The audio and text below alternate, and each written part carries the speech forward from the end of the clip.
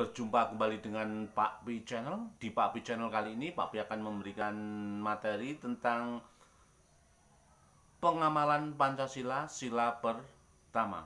Sahabat Pak Pi, jangan lupa like dan subscribe di video Pak Pi karena video Pak Pi logis dan mencerdaskan.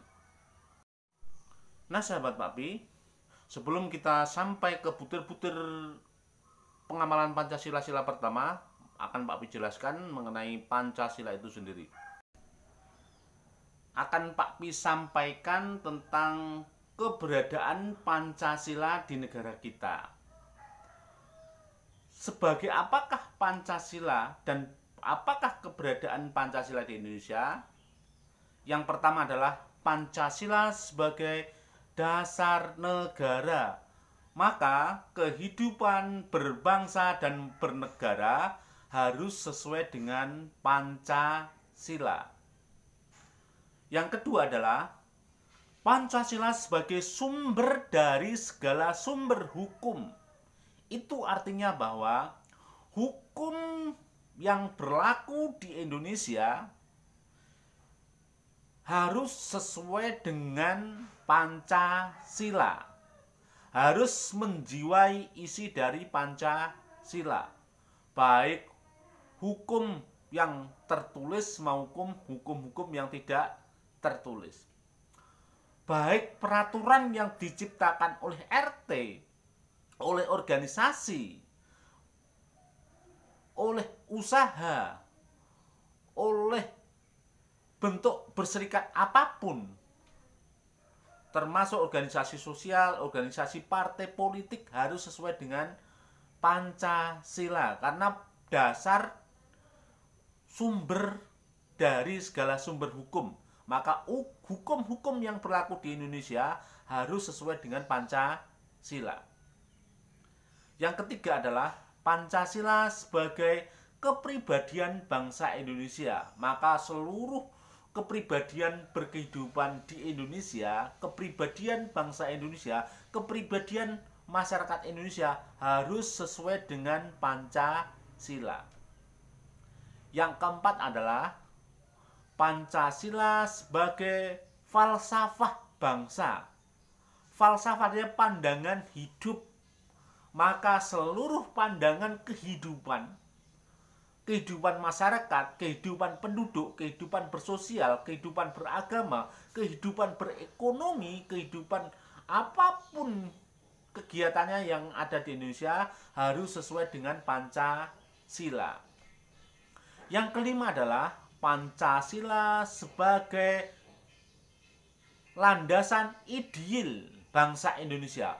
Maka seluruh aktivitas yang ada di Indonesia, baik ekonomi, sosial, budaya, dan lain sebagainya, landasan ideal organisasi, landasan ideal kegiatan adalah Pancasila. Kemudian baru landasan konstitusionalnya, landasan hukumnya, landasan peraturannya itu harus sesuai dengan Undang-Undang Dasar 1945. Nah, Pancasila itu ada 5 sila. Yang tadi adalah Panca artinya 5, sila ada dasar. Ada 5 dasar. Yang pertama adalah ketuhanan yang Maha Esa.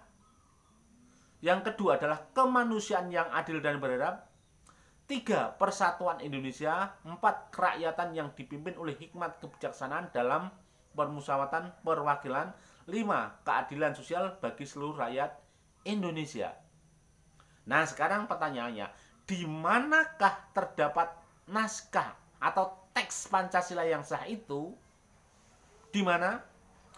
Teks Pancasila yang sah itu ada di pembukaan Undang-Undang Dasar 1945 alinea 4. Jadi kalau sahabat Pak Pi ingin menjumpai naskah Pancasila yang sah, itu ada di pembukaan Undang-Undang Dasar 1945 alinea keempat.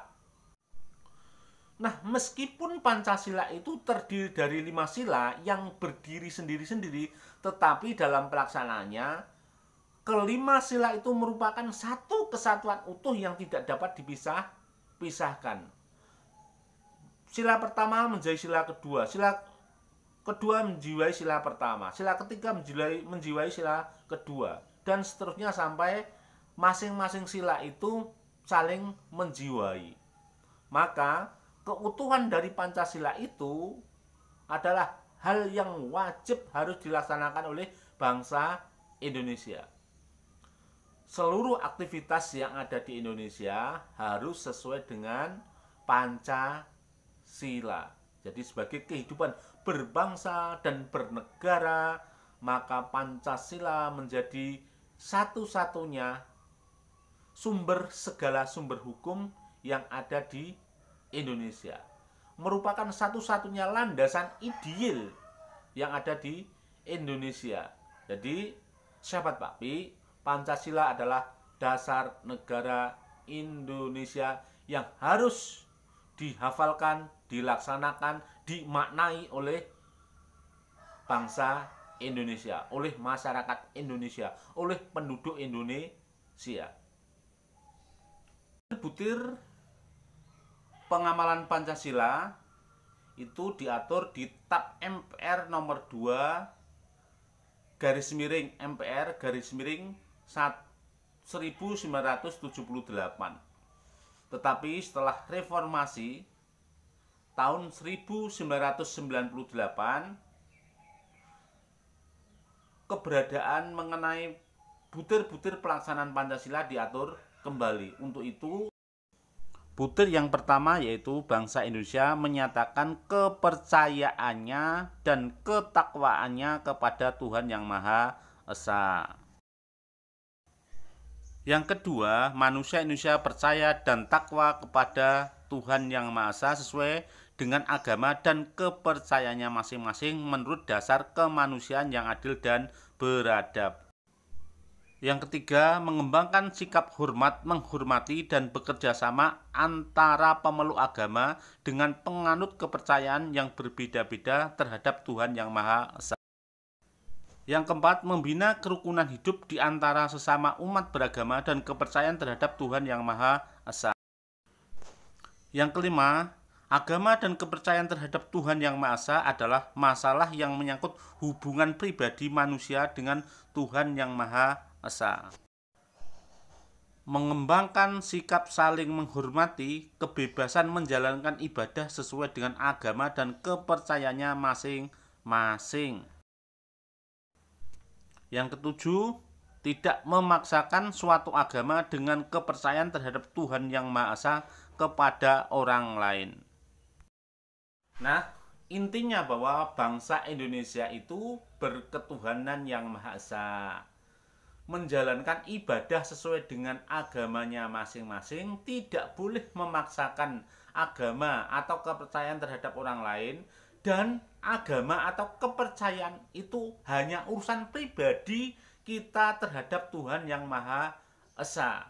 Jadi bangsa, negara, penduduk, masyarakat yang ada di Indonesia harus berketuhanan, harus menjalankan agamanya, kepercayaannya masing-masing. Jadi tidak ada yang tidak bertakwa kepada Tuhan Yang Maha Esa yang hidup di Indonesia itu, dan tidak boleh memaksakan kehendak kepada orang lain berkaitan dengan agama. Terima kasih. Begitu dari Pak Pi. Wassalamualaikum warahmatullahi wabarakatuh. Selamat berjalan, selamat belajar, sukses selalu.